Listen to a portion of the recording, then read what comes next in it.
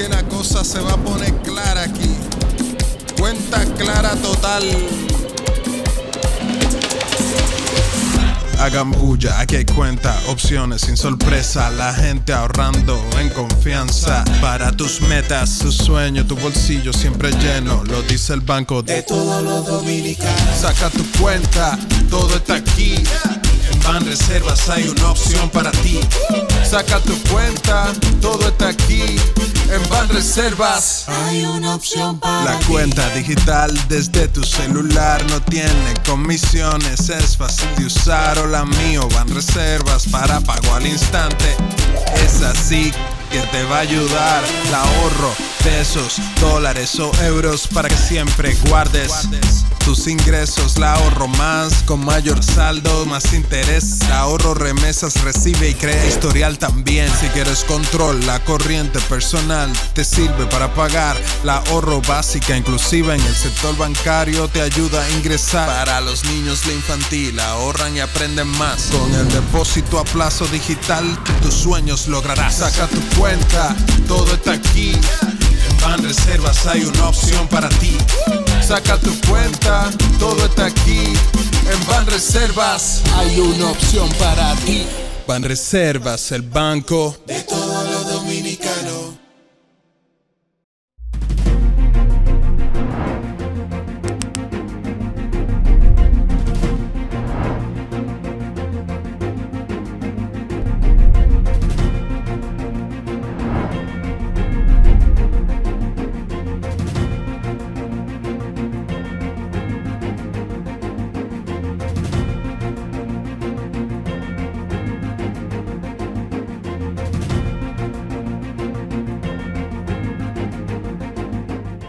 Saludos amigos, bienvenidos a esta entrega de Reseñas, el podcast. Saludo mi querida Yarit Ortiz. Representando a los millennials de Así este lado. Como debe ser. La combinación de experiencia y juventud siempre es buena y siempre da buenos resultados. Así es. Una semana muy intensa con muchas informaciones. Sí. Otro escándalo al descubierto. Senasa. Un escándalo, Yarit, que debe culminar con un procesamiento por parte del Ministerio Público de los responsables de ese abuso. Exacto. Porque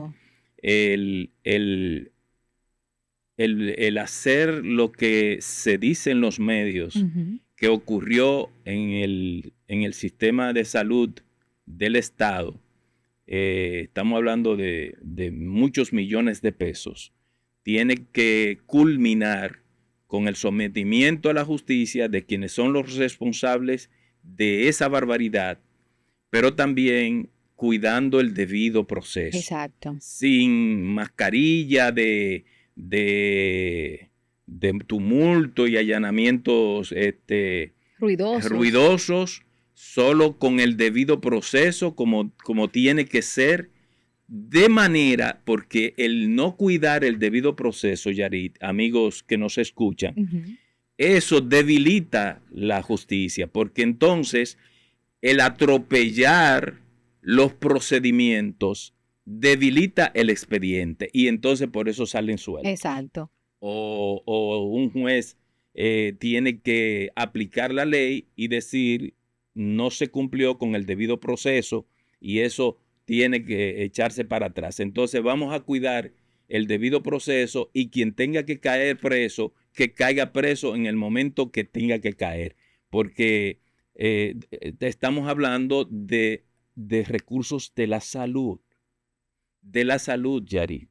Y no solamente eso, también un acto deshonesto que afectó a miles y miles de afiliados que no fueron beneficiados con los procesos a los que supuestamente habían aplicado. Y yo creo también que es importante que la justicia tome acciones, ¿verdad? Como usted menciona, pero acciones reales y contundentes en este tipo de casos. Y a propósito de esto, el gobierno también anunció en esta semana un nuevo sistema de denuncias anónimas, es decir, que todas las instituciones del Estado tendrán una plataforma donde los usuarios de forma anónima, ya sean empleados o demás ciudadanos, podrán reportar posibles casos de corrupción interno en esas instituciones. Eso es importante porque a veces dentro de una institución pública o desde afuera se pueden recibir denuncias de irregularidades, de situaciones anómalas, y es bueno que el Estado o el gobierno a través de sus instituciones pueda tener las informaciones para prevenir esos casos. En otro orden, Yarit, debemos comentar el lamentable suceso ocurrido en Utah, donde un francotirador le disparó al activista conservador Charlie Kirk, que murió porque el disparo le dio en el cuello. Y entonces yo digo, Yarit, amigos, que la agitación por parte de la verborrea política, esa agitación, esa darle vueltas al odio, es lo que genera este tipo de conducta. Venga de donde venga.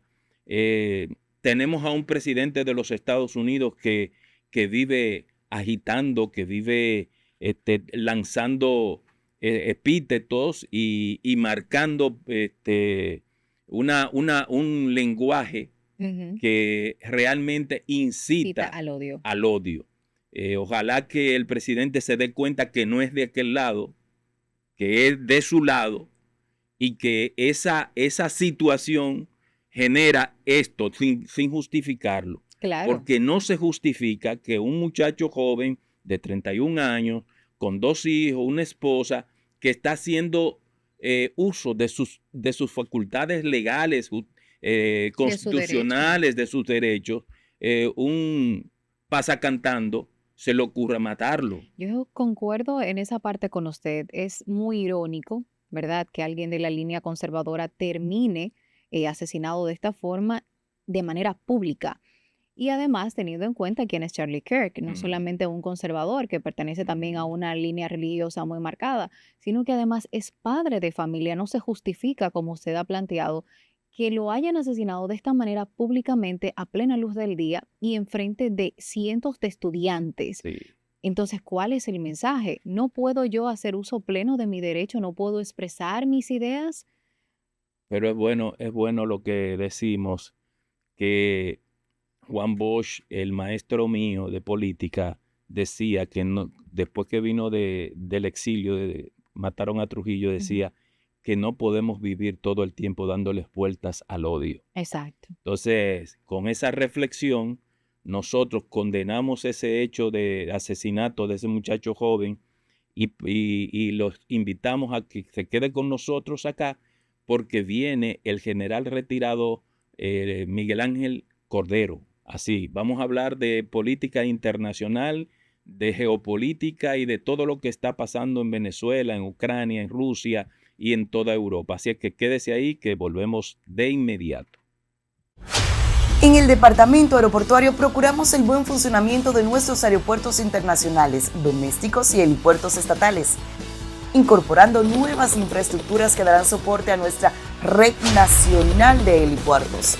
Con eficiencia y transparencia, trabajamos en el desarrollo de la región sur con la construcción de 2 nuevos aeropuertos. Y con el rescate de nuestras terminales domésticas, hemos reactivado la aviación privada no comercial. Definitivamente, esto es cambio. Trabajamos para ti. Departamento Aeroportuario. Si de algo saben las abejas, es de flores. Hay de todo tipo y para todos los momentos. Lo importante no es solo su color, tamaño o forma, sino lo que hace sentir cada una. Y para esos sentimientos trabajan. Igual que el Banco Central, que trabaja para hacer florecer la economía y que sientas estabilidad. Para ese sentimiento de crecimiento y desarrollo. Para que la primavera llegue a todos los sectores y los planes de muchos den grandes frutos. Banco Central de la República Dominicana, trabajando por una estabilidad que se siente.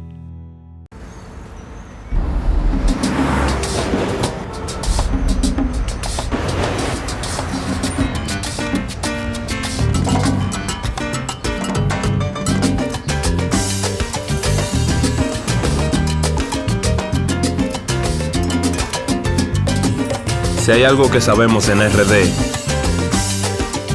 es fajarnos en equipo. En cada inning de la vida,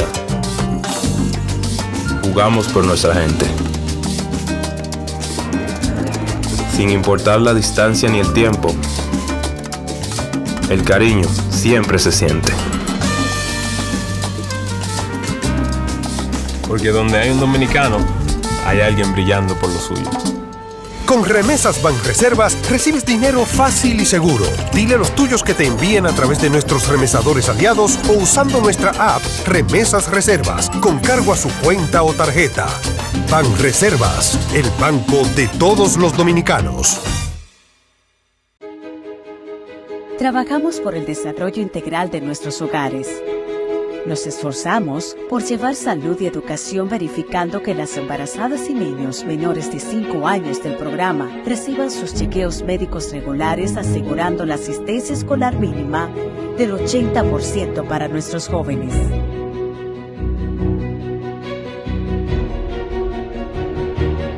En Supérate, creamos un futuro para tu familia.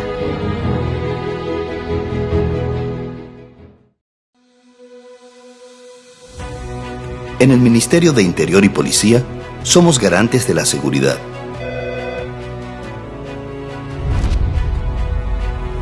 Desde la Policía Nacional hasta el Cuerpo de Bomberos. Desde el Programa de Control de Bebidas Alcohólicas hasta Migración. Desde los permisos de armas hasta los de fuegos artificiales.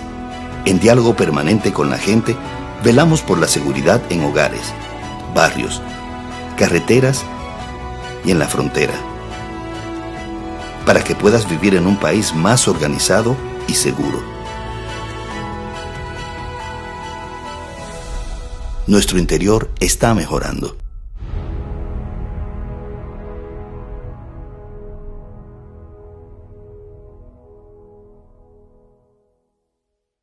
Y ahora, el bateador se prepara con 2 outs.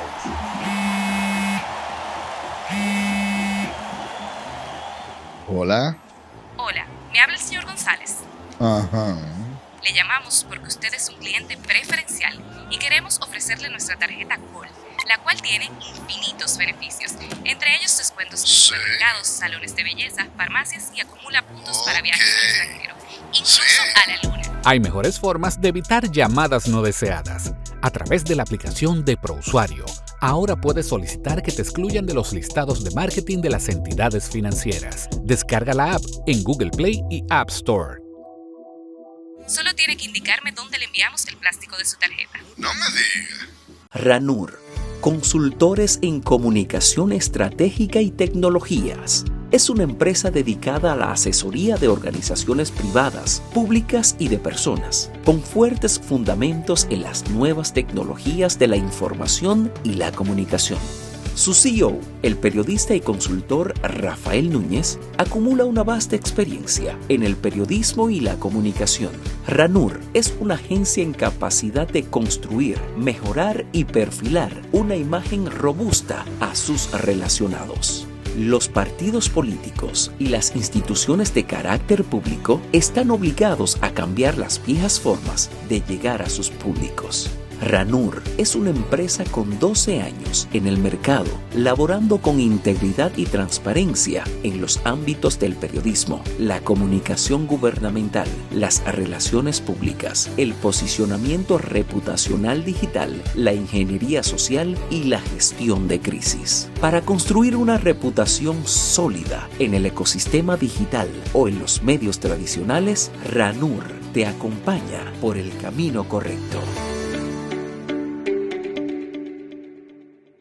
Volvemos con ustedes con la entrevista central de Reseñas, el podcast, Yarit. Así es, tenemos un invitado muy especial con quien vamos a tocar diversos temas, sobre todo en el tema internacional. Así es, conocedor de la geopolítica, un tema y de la diplomacia que ha tomado relevancia a partir de la asunción al poder en Estados Unidos del presidente Trump, José Miguel Cordero. Miguel Ángel Cordero. Miguel Ángel Cordero, perdón, que a uno no le gusta que le cambien los nombres. Miguel Ángel Cordero. Los nombres llevan una energía. Sí. Y cuando se distorsionan, la energía se distorsiona rompe. también. Miguel Ángel Cordero, general retirado y experto en geopolítica. Yo quiero darle la bienvenida al programa Reseñas de Arte Podcast y también disculpar a la amiga Adelaida Martínez, que está en trabajos para las provincias, trabajando en el proceso de la Junta Central Electoral, donde ella trabaja. Así es que bienvenido al programa, Miguel Ángel. Gracias una vez más por invitarme a este espacio tan connotado, tan difundido, pero sobre todo que explaya una serie de informaciones que ese público que nos ve, que nos escucha, pues está sediento de conocer. Yo quiero comenzar con una situación que acaba de ocurrir, que es el último ejemplo de lo que podríamos llamar, general, el abandono de la diplomacia por parte de Estados Unidos para resolución de conflictos internacionales. Es lo que yo veo en el panorama. ¿Usted qué observa? Pero hay muchos acontecimientos que están sedientos de expertos en el ámbito de lo que es la mediación en primer lugar y luego resolución de conflictos, porque son dos términos totalmente diferentes. Tenemos que una guerra Rusia-Ucrania, que se habló de 48 horas, inmediatamente se llegase al poder y ya se ha extendido prácticamente en el primer año ya pasan los 6 meses de Donald Trump. Y él dijo y garantizó que en su primera 48, 24 horas el conflicto estaba resuelto. Y veo que Vladimir Putin, ese presidente de la Federación Rusa, ha jugado con su inteligencia y su capacidad para diezmar los conflictos. No obstante, podríamos decir que ha resuelto algunos conflictos, ha mediado entre ellos. Este conflicto entre Armenia y Azerbaiyán, que logró conciliar la paz entre estos dos estados, pero no solamente Armenia y Azerbaiyán, sino Pakistán y la India, que también tuvieron conflictos, pero no solamente allá en el Asia por igual, entre Tailandia y Vietnam, que también resolutó, pero no ha podido con el caso Rusia-Ucrania, porque es un caso donde hay potencias beligerantes que han incidido y están buscando un cambio en lo que se ha denominado un nuevo orden mundial. Y ese orden mundial algunos han malinterpretado y entienden que vamos camino hacia lo que se denomina una multipolaridad, lo que yo llamo un caramelo envenenado. Porque ahora mismo ya no existe lo que es la hegemonía global, sino que se está viviendo lo que se podría llamar un G2. Dos potencias. Hemos vuelto al periodo de la Guerra Fría. Dos potencias con dos bloques. Estados Unidos y China. Eso de que la multipolaridad, porque Rusia hay que estar claro en esto. Rusia es una potencia nuclear, no es una potencia militar. El hecho de que esté avasallando a Ucrania no indica que es una potencia militar. ¿Por qué lo decimos? Porque no se sabe la cantidad de norcoreanos que se encuentran en un teatro de operaciones ahí en Ucrania. Inicialmente comenzaron apoyando los esfuerzos bélicos de Rusia para defender su territorio en Kursk, pero ya han pasado de territorio ruso a territorio ucraniano. Inicialmente una fuerza de 10.000, 12.000 hombres. Ya no se sabe la cantidad de esfuerzo bélico humano que existe en Ucrania por parte de Corea del Norte. Es decir, que ahora mismo la conceptualización de lo que podría ser una mediación de conflicto y de paz, tanto en lo que se llama el África, que está bañado de conflictos, como podría ser Europa del Este, en el caso Rusia-Ucrania, pero en el Medio Oriente, cuando vemos a un Israel que es capaz de bombardear allá a Qatar, una de esas lumbreras de los países del Golfo, allá en Doha, que es capaz de penetrar el corazón de Doha para bombardear 2 edificios, un barrio donde se encuentran las líderes de Hamás.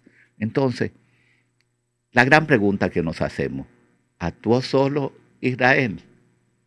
No actuó solo Israel.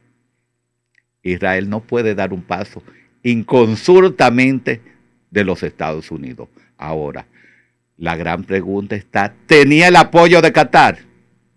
Es un análisis profundo y yo entiendo que la falta de actitud de Qatar, la falta de retaliación, como se podría decir, al no usar su defensa antiaérea, es una prueba de que Qatar sabía y tenía conocimiento de lo que iba a pasar. Porque ya es un mensaje que había dado el presidente de los Estados Unidos de que jamás libera a los rehenes o se va a desatar el infierno. Y ya lo único que queda de Hamás son la cúpula que está establecida allá en Doha, que es una aleación de consentimientos y consentidos, donde estos líderes, la ayuda que reciben de la Franja de Gaza, la disfrutan allá en Doha, en Qatar, donde Qatar se ha convertido en un conciliador prácticamente de movimientos de grupos terroristas. Y hay que recordar que Hamás es un hijo adoptivo del grupo de los hermanos musulmanes. Unos hermanos musulmanes que ostentaron el poder en Egipto por un corto periodo de tiempo y que luego fueron desplazados porque estaban imponiendo lo que se llama el régimen, la ley de la Sharia, y confesaron una cosa pero determinaron otra. Es decir, que Qatar, ese cuestionamiento de que es el anfitrión de estos grupos rebeldes terroristas, parece que tiene que ir a un cambio de actitud, porque ya Israel ha diezmado todos esos grupos prosis que dependían de Irán y que estaban siendo prácticamente conciliados a través de encuentros en Qatar. Qatar, que tiene que cambiar su matriz de producción en bienes y servicios, necesita el apoyo de los Estados Unidos. Ahora, en el ámbito de lo que es la seguridad y defensa y lo que es contextualizable a la polemología de las guerras y los conflictos, debemos estar conscientes que Qatar es un gran aliado de los Estados Unidos. Es un gran aliado porque la base militar más grande de todo Medio Oriente está ahí, en Qatar. Entonces, ¿perjudicará esto la relación entre Qatar y los Estados Unidos? No, en ningún momento, porque Qatar necesita a los Estados Unidos y los Estados Unidos necesitan a Qatar. Qatar está rodeada de enemigos. Arabia Saudita, aunque haya apoyado y haya notificado a través de un mensaje diplomático de que no está de acuerdo con la violación a la soberanía de Qatar, al igual que Emiratos Árabes Unidos, al igual que Egipto, no están de acuerdo con la actitud de Qatar. Porque si nos vamos a Yemen, ahí en lo que se llama ese conflicto que terminó en el 2014, donde los hutíes se quedaron con la capital de Yemen, allá en Saná, estaban enfrentados prácticamente en bandos contrarios, donde Arabia Saudita apoyaba la parte de Yemen y Qatar aprovechaba y suplía a esos hutíes de una manera indirecta. ¿Por qué? Porque todo el tiempo ha apoyado lo que se llama el ámbito terrorista a través de la mediación para mantener un equilibrio en la zona como un mediador.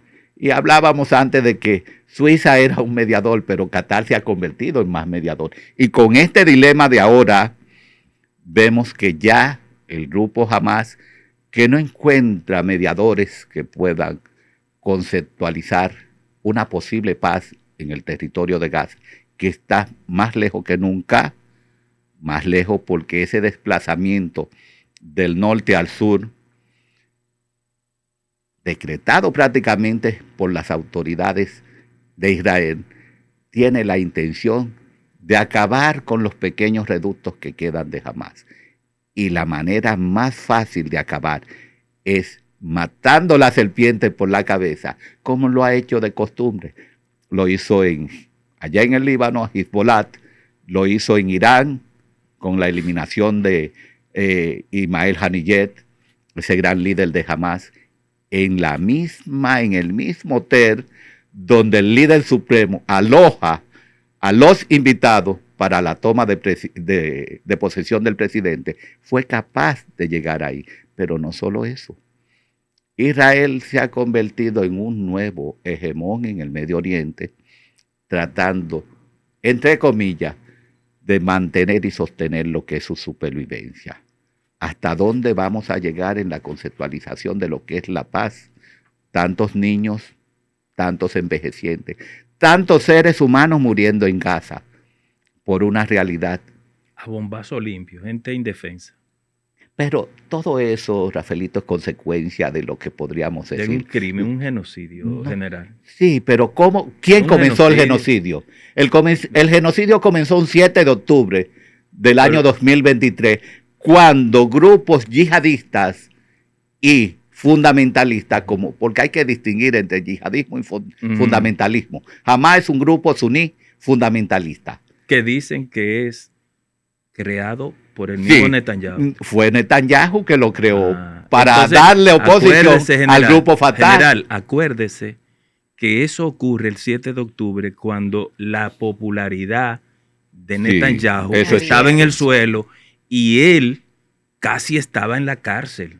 Eso es cierto. ¿No será un mecanismo de él para hacer lo que ha hecho? Fíjate lo siguiente.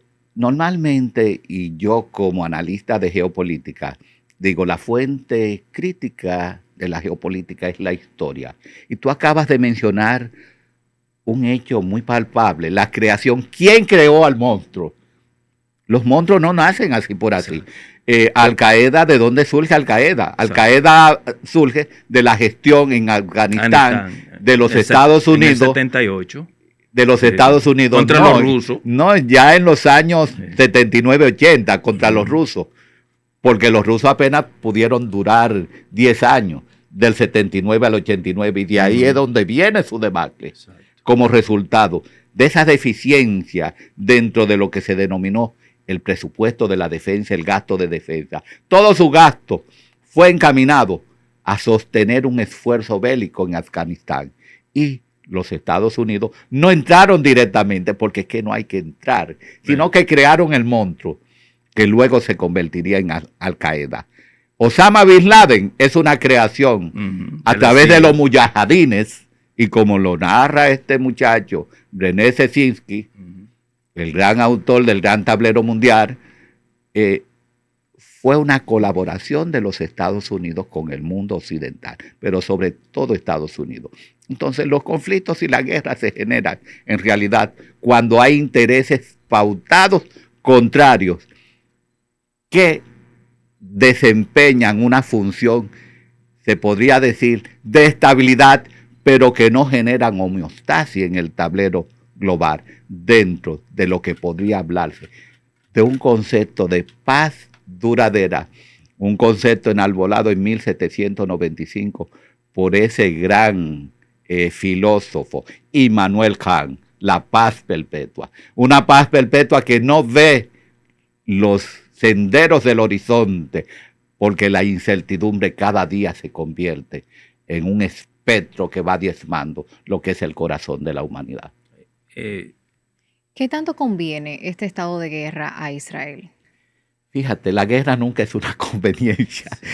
Lamentablemente, la guerra no es una conveniencia. La guerra es una opción para obtener un posicionamiento o una condición.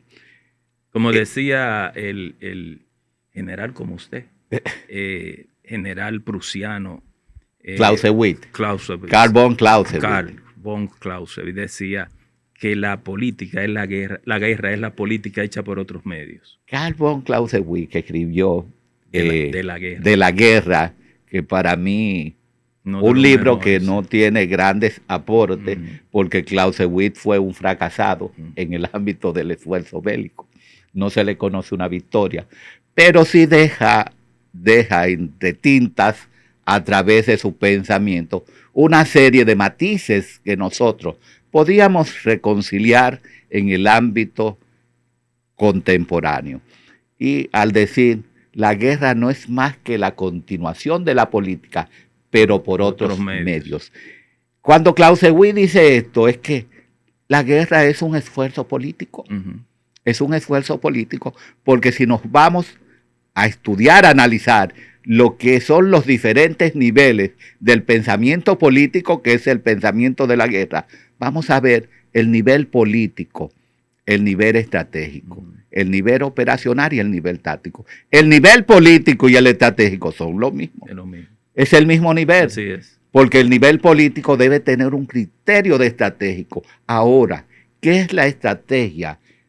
Desde el contexto griego, la terminología estratego significaba generar. Viene de los cuarteles, viene de los cuarteles. Exacto. Estratega se le decía a los generales. Posición de mando, de comando, eran los generales. Ya en los tiempos actuales de la mercadología moderna, Peter Drucker habla, ese gurú de la gerencia moderna, habla sobre el marketing estratégico, pero adopta los conceptos de la estrategia militar dentro del ámbito de la mercadología moderna. Pero para no diluirnos en el sentido de que si es conveniente que busca Israel, la guerra es una opción prácticamente que tienen los estados para dar validez a su intención, a su interés de fundamentar dos leyes geopolíticas, lo que se llama el crecimiento y la expansión.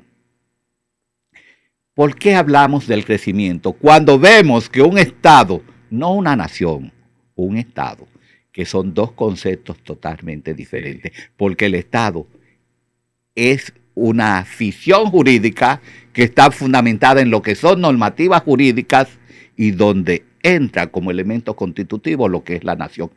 Lo que hace el Estado no siempre es el deseo de la nación, y por eso se separa lo que es la aspiración nacional, que es una aspiración nacional, vivir bien, vivir con garantías de seguridad.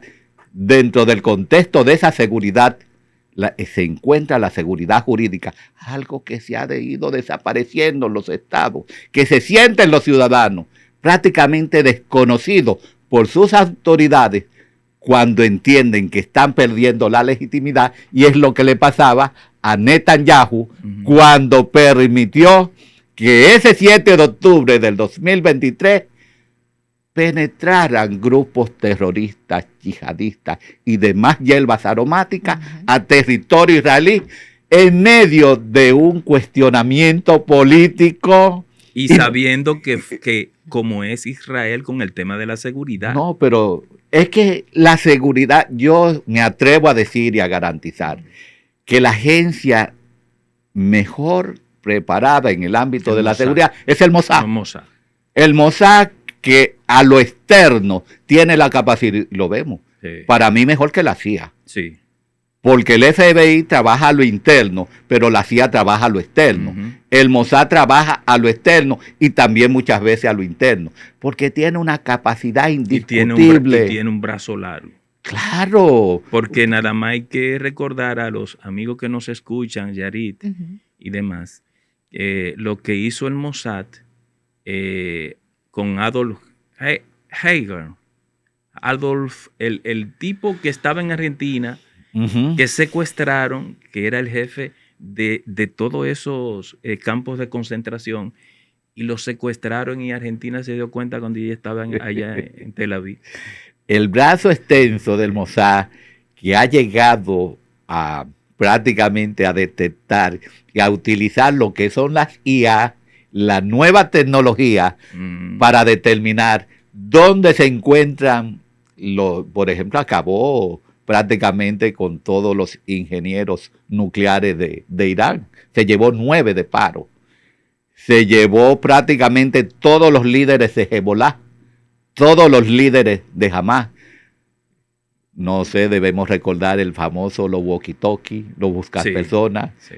Y eso fue prácticamente un estudio, un dispositivo de 3 años, porque el concepto de la inteligencia está fundamentado no a corto plazo, sino a mediano y a largo plazo.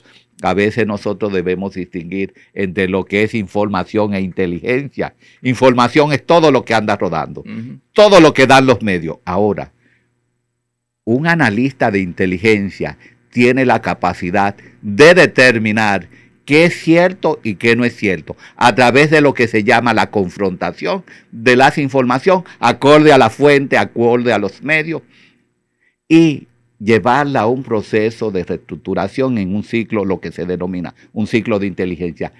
El Mossad es experto en esto. Y en ese sentido, Israel tiene un gran posicionamiento porque su sistema de inteligencia, hay que hablar del sistema de inteligencia, tiene un sistema de inteligencia, algo que no tenemos en República Dominicana. Aquí tuvimos la intención a través de la ley 1-24 no se hizo. De crear un sistema de inteligencia. No, que se estaba creando un monstruo. Se estaba creando con esa ley un monstruo que contradecía, chocaba con lo que es la Constitución de la República. Pero se está revisando eso, ¿verdad? Eso fue declarado inconstitucional. Pero hay una comisión, creo que están trabajando en la que está, creo, incluso el director de este medio, Percio Maldonado. Sí, se está trabajando, pero hay que ver qué pare de ese trabajo. Sí. Pero nosotros en este sentido, cuando hablamos del sistema de inteligencia, hay como hablar del sistema de seguridad y defensa nacional. No tenemos un sistema aquí en la República Dominicana, pero Israel tiene un sistema de seguridad y defensa nacional, donde sin importar el partido a que pertenezca, tiene un compromiso con el Estado. Sí. Porque la seguridad y la defensa de una nación es una responsabilidad, no de un gobierno, del Estado. Es una responsabilidad del Estado. Y por eso las políticas públicas, cuando un Estado quiere ofertar garantías, que es su responsabilidad a sus ciudadanos, las políticas públicas no deben ser políticas públicas de gobierno, sino de Estado. ¿Fundamentado en qué? No en un proyecto de nación solamente, sino yo denomino un proyecto de Estado, porque no puede tener un proyecto de Estado si no tiene un proyecto de nación. Entonces, esa dicotomía ahora mismo la estamos viendo, miren, en Estados Unidos, con el asesinato, ese crimen horrendo de este muchacho de Charlie Kirk, que es un crimen político prácticamente. Un muchacho que nació el 14 de octubre del 1993, apenas con 32 años. Una víctima del sistema, una víctima de la descomposición de una sociedad, pero sobre todo de un sistema político que está siendo erosionado por los intereses particulares, donde las élites globalistas que surgen allá en Estados Unidos, pues están viendo como enemigos aquellas promesas nacionales que entienden que su ideología puede afectar la evolución de los contrarios. ¿Hasta dónde llegaremos con esto? Un muchacho que no es universitario, pero que es... Tiene carisma. Tenía carisma. No solo su carisma, que es un innovador. Es un innovador en el ámbito de lo que es la narrativa, el discurso, para convencer a una sociedad de lo que es lo bueno y lo que es lo malo. Yarit y yo hablábamos en la introducción de ese tema, y yo digo que recordando la frase que acuñó el profesor Juan Bosch cuando llegó del exilio, una vez decapitada la dictadura, el profesor Bosch decía que no podíamos seguir en el país dándoles vueltas al odio. Yo pienso que en Estados Unidos está viniendo más de Trump que de cualquiera un discurso que radicaliza demasiado y que crea demasiado situaciones de venganza y de odio. Yo creo que los líderes tienen que siempre estar por encima de esas situaciones. Y yo lo digo con responsabilidad porque es lo que creo. No justificando, porque no lo justifico, la muerte de ese joven, el que fue, tiene que caerle todo el peso de la ley de los Estados Unidos, pero cuando desde una casa tú comienzas a decir que el vecino, y todos los días que el vecino y tus hijos oyéndote, se crea y que es mi vecino, y que mi vecino, y que eso crea una situación psicológica que puede, y puede no, que incide en una agresión, en una actitud belicosa como es este caso. Así es. Fíjate, no es el asunto de una persona, es un asunto de sistema, porque los seres humanos somos parte de un sistema y la conceptualización cognitiva que recibimos nosotros dentro de la sociedad como seres humanos están fundamentadas prácticamente en el modelo que vivimos. Y los modelos están fundamentados en lo que son los sistemas políticos. Hay que recordar que no es un asunto personal, es un asunto institucional. Los estados son instituciones, pero cuando esas instituciones no gozan de una legitimidad fundamentada en esa comunicación con lo que es la sociedad, hay problemas. Y esto está sucediendo en Estados Unidos. Hay problemas porque estamos viendo dos bandos porque los partidos políticos se han convertido en bandos. El bando de los republicanos y el bando de los demócratas. Pero en el bando de los demócratas hay grandes problemas, hay grandes grietas porque... Y vacío de liderazgo. Y vacío de liderazgo sobre todo porque en los demócratas vemos una élite social globalista que ha tratado de cambiar el curso y la dirección de ese partido fundamentado en un esquema wokista, un esquema que prácticamente ha dejado, podríamos decir, embarazada lo que es la democracia. Una democracia que ya no sabemos y muy lo comprometida. Que es. Por eso, embarazada. Sí. Un embarazo que se ha visto prácticamente irrumpido por la presencia de Donald Trump. Es un embarazo que lo ha irrumpido Donald Trump. Así es. Y que ahora mismo hay un choque. Como sucedió en Argentina con la llegada de Milei, ese choque de sistemas políticos, un Milei que aunque perdió en Argentina ahora, en Buenos Aires, mejor dicho, perdió en Buenos Aires y que próximamente ahora en octubre vienen otras elecciones, pero no es la pérdida de un escaño, no es la pérdida, sino qué debe ganar o qué debe garantizar el Estado. Eso es lo que hay que visualizar. Y los gobernantes que pretenden ser estadistas, y con ello no me voy solo a Estados Unidos, me voy a República Dominicana por igual. Los gobernantes que quieren ser estadistas tienen que consagrarse con lo más primordial, que es la esencia humana, la naturaleza humana, las necesidades humanas, y deben partir de ahí si quieren consagrarse en el día de mañana como estadistas, porque de nada vale que un partido se llame democrático, social, de derecho, si en verdad eso es solo en tinta, eso solo reposa en un papel, y en la realidad cuando se llega al poder se hace algo diferente, donde solo nos preocupamos por crecer nosotros desde el poder y olvidarnos de que hay un pueblo que tiene requerimiento y que en el día de mañana te va a pasar factura, como está pasando ahora en Nepal. Exacto, yo quiero ir por ahí. Usted hablaba anteriormente de un nuevo orden mundial y también falta de liderazgo. ¿Esto puede ser una respuesta al conflicto y a la situación actual en Nepal? Claro que sí, claro.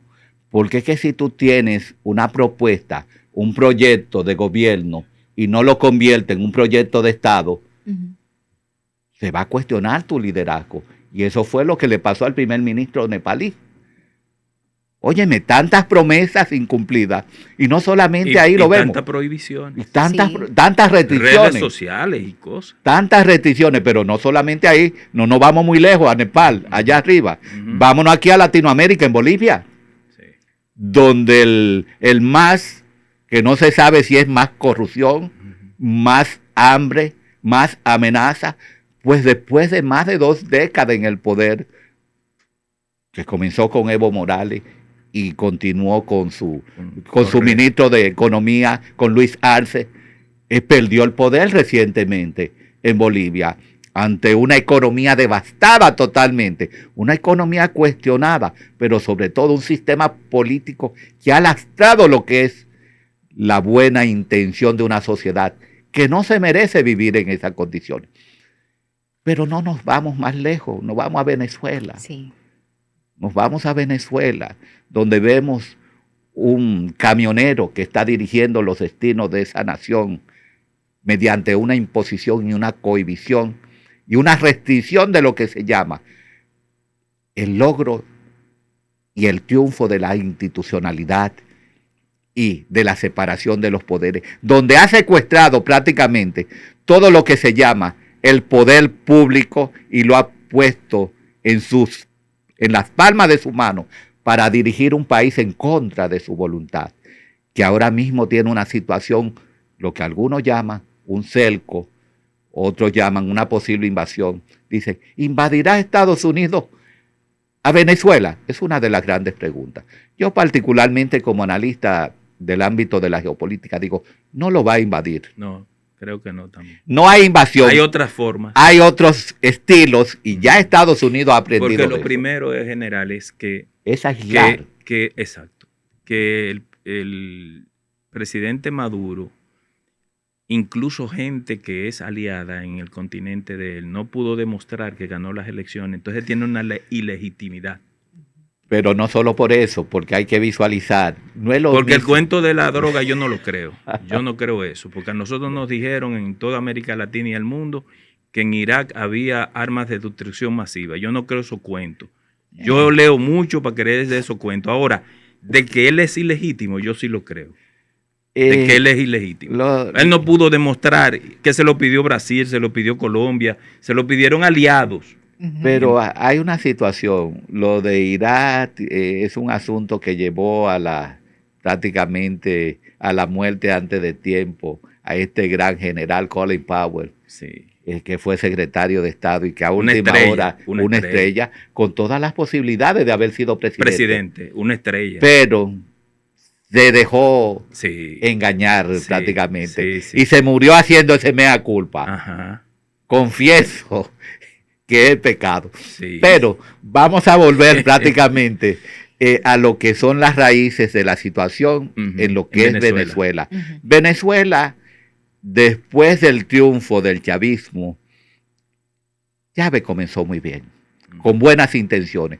Un teniente coronel del ejército, golpista, que luego se enfrentó a un golpe y que no entendía que podían darle un golpe de Estado y que se vio al borde de que lo ondearan de un helicóptero. Así mismo. Se salvó de esa, pero hundió a su patria. ¿Por qué? Porque coqueteó con Cuba, coqueteó con la nueva izquierda en Latinoamérica, pero pudo haber sido un gran presidente y haber dejado un gran legado. Muy inteligente. Entonces tenemos un pichón de Chávez, un camionero, que yo creo que ese señor lo ha superado. No se puede comparar con Chávez. No, es un pichón de Chávez, pero un pichón. Él no tiene condiciones. Es como muy, excúsenme la expresión a los que simpatizan por Maduro, que lo veo muy estúpido. Excúsenme la expresión. Yo creo que otra pregunta sería cuáles son también las consecuencias para la región de la permanencia de Maduro en el gobierno de Venezuela. No vamos a hablar de la permanencia de Maduro, porque la región ha llegado a un esquema de homeostasis. Explique eso. Una homeostasis regional se ha creado con la permanencia de Maduro porque hay quienes en el momento de la elección le dieron la espalda. Lula trató de darle la espalda. Este muchacho Petro, que tiene la soga al cuello en Colombia, que perdió prácticamente la corte, y la corte decide todo prácticamente allí. Petro también lo cuestionó, México lo cuestionó con el asunto, pero todos volvieron donde Maduro y se quedaron. Ahora, con el cerco de los Estados Unidos, dice Lula da Silva, yo nunca reconocía. Qué conveniente. Yo nunca reconocí a Maduro. Ahora lo dices, que no lo reconocía. Y Petro lo dijo. Ahora yo lo oí. Petro lo dice ahora, pero estaba haciendo un llamado a crear una fuerza multirregional para defender a Venezuela. Y no solo eso. Yo pienso que parte de un hecho que nosotros los dominicanos también tenemos intrínsecamente. A nosotros nos invadieron los norteamericanos en el 16, nos invadieron en el 75, nos invadieron antes de la República los haitianos por 22 años. Y nosotros en ese sentido tenemos que también no apoyar a Maduro, pero sí reclamar que sea entre los venezolanos que se resuelve ese tema. Es que no se va a resolver, Rafaelito. Pero entonces lo que no están haciendo la oposición, que se pongan los pantalones. Pero es que hay una situación. Algo. ¿Y qué es la oposición? La oposición tenemos a un Capriles.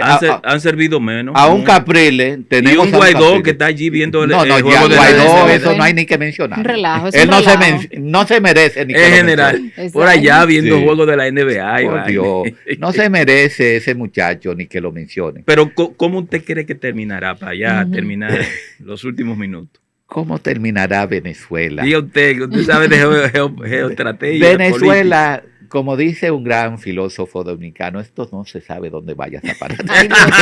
Pero, sí, yo he oído eso. Tengo miedo.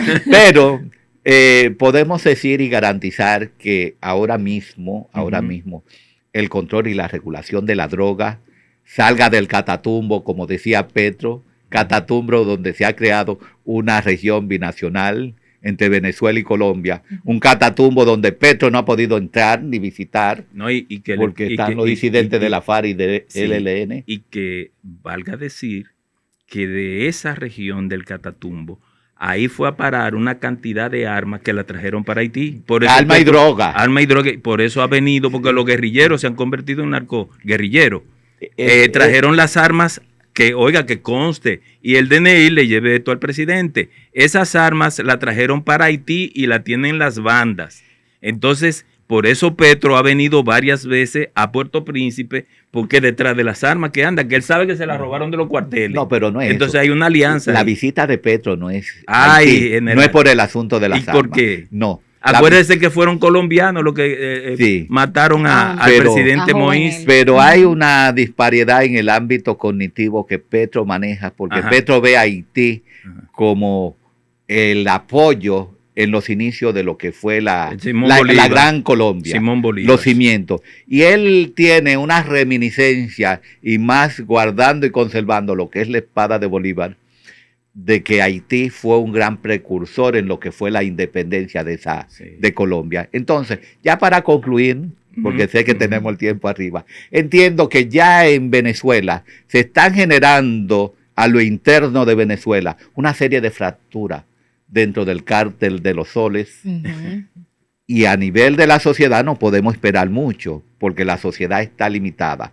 Y los famosos 4.5 millones de milicianos, eso es mentira, Maduro no reúne ni 20,000 milicianos para hablar de 4.5 millones de milicianos, de abuelitos y abuelitas que no pueden soportar un arma y que no tienen capacidad para recorrer una distancia de 2 kilómetros. Estados Unidos decide, pero ven acá, es una potencia súper. Claro. Pero la aplasta tú sabías, pero Estados Unidos no le conviene ahora mismo enfrascarse en un esfuerzo bélico. Sí, porque además, conociendo uno el narcisismo de Trump, uno se da cuenta que es lo que quiere que le den el premio Nobel de la Paz. Yo no sé si después de una agresión ahí le van a dar el premio Nobel. Muchas gracias, general Miguel Ángel Cordero. Señores, hay que traerlo más a menudo usted aquí, porque usted da cátedra de geopolítica. Así es que muchísimas gracias. Gracias a ustedes por esta oportunidad de llevar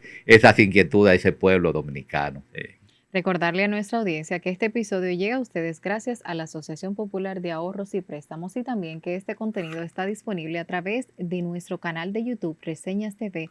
También pueden seguirnos en Instagram, en Twitter, y también este contenido está disponible en la plataforma del Nuevo Diario Podcast, así también como en los demás canales de difusión, RNN, Teleimpacto.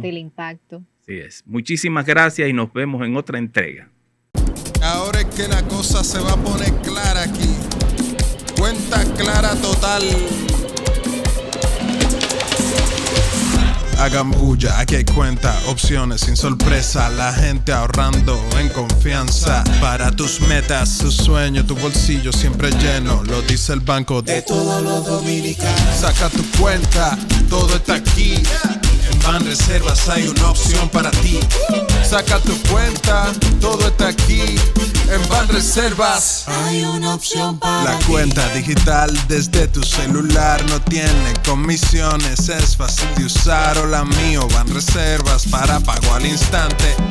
Es así que te va a ayudar. El ahorro, pesos, dólares o euros para que siempre guardes tus ingresos. La ahorro más, con mayor saldo, más interés. La ahorro remesas recibe y crea historial también. Si quieres control, la corriente personal te sirve para pagar. La ahorro básica inclusiva en el sector bancario te ayuda a ingresar. Para los niños la infantil ahorran y aprenden más. Con el depósito a plazo digital tus sueños lograrás. Saca tu cuenta, todo está aquí. En Banreservas hay una opción para ti.